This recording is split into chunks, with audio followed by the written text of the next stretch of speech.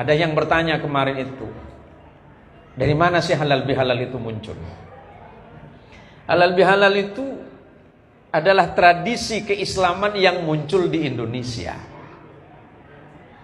Dan itu gagasannya tidak lepas dari dua orang ulama besar di Indonesia yang bernama Hadratus Syekh Abdul Wahab Hasbullah dan Hadratus Syekh Wahid Hashim, putra dari Hadratus Syekh Hashim Ash'ari yang merupakan ayahanda dari Kiai Haji Abdurrahman Wahid.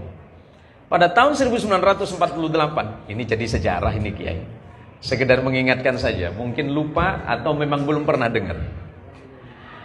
Bahwa ketika setelah 3 tahun Indonesia merdeka, ada kegelisahan dari para ulama-ulama Indonesia. Termasuk yang paling gelisah masa itu adalah Presiden Soekarno. Karena setelah Indonesia baru merdeka 3 tahun, banyak sekali kehendak-kehendak para pemimpin-pemimpin bangsa yang tidak sama.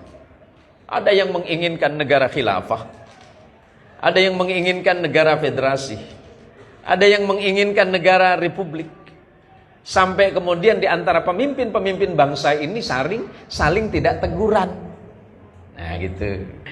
Jadi kemudian ketika Presiden Soekarno bertanya kepada Kiai Haji Abdul Wahab Hasbullah dan Kiai Haji Wahid Hashim, adakah solusi bagaimana para pemimpin-pemimpin bangsa Indonesia ini bisa bersatu kembali agar cita-cita besar Indonesia setelah merdeka yang digagas oleh Hadratus Syekh Hashim Ash'ari, pendiri Nahdlatul Ulama, Kiai Haji Ahmad Dahlan, pendiri Muhammadiyah, yang di awalnya diinisiasi oleh Hadratus Syekh Kiai Khalil Bangkalan, menjadi sebuah cita-cita yang dapat terlaksana agar bangsa ini menjadi bangsa yang baldatun thayyibatun wa rabbun ghafur.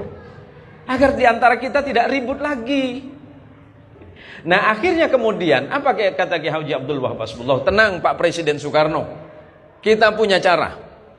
Bagaimana caranya mempersatukan mereka kembali di antara pemimpin-pemimpin bangsa, di antara para negarawan-negarawan kita ini agar nggak pecah lagi. Kita bikin acara namanya halal bihalal. Loh kok bisa? Ini kan nggak ada di tradisi Islam kita. Oh gampang itu. Karena begini pengambilannya. Kalau bermusuhan itu kan haram. Benci orang lain haram. Enggak teguran sama orang lain haram. Bagaimana kemudian kita halalkan? Caranya adalah saling memaafkan, undang mereka semuanya ke istana, kemudian adakan acara silaturahim yang dibungkus dengan kalimat halal bihalal. Itu terjadi pada tahun 1948 setelah 3 tahun Indonesia itu merdeka. Artinya apa? Ketika ada orang mengatakan bahwa NU selalu hadir di setiap saat, bukan itu saja, NU selalu hadir pada saat dan waktu yang paling tepat.